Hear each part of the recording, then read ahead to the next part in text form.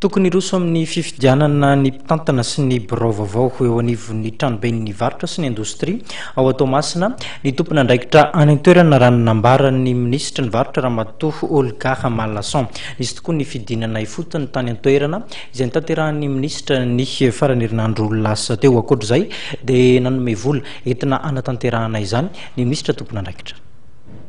Nidina tany Toamasina Ramatoa Malason Olga ministra ny varotra ny farany herinandro lasa teo.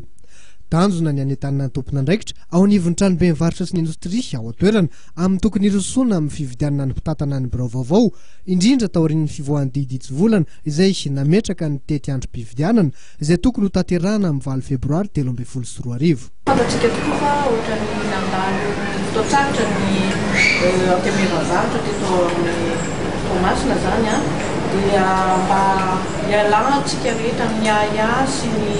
atao hoe zavatra mety mampanahintsika ny amin'ny fametrahana ny mpitantana sy ny fotony eto amin'ny antemeran-zavatra Toamasina zany dia niezahan'ny ministère ny varotra hafanganina arak'izay tratrano ny fanatanterahana ny fifidianana ny ametrahana an'ireo mpitantana eto zany. Fantatsika moa fa amin'ny alalan'ny fifidianana no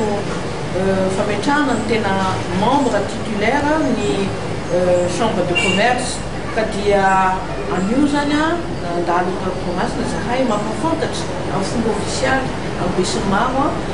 izay fanatanterahana ny fifidianana eto anivon'ny chambre de commerce izay. Manoloana ny firosoana amin'ny fividianana ireo mpitantana ny birao-marotra vaovao ao anivon'ny tranobe ny varotra Toamasina ary dia nanolotra teti-bola 400 tapitrisa ariary ihany koa ny ministra ny varotra entina natanterahana amin'ny antsakany sy andavany izany fividianana zany. Nanamarika ny fotoana ihany koa ny fivoriana niaraka tamin'ireo mpikambana ao anivon'ny komite ad hoc tao an-toerana na ahafahana nandinika izany fepetra rehetra izany.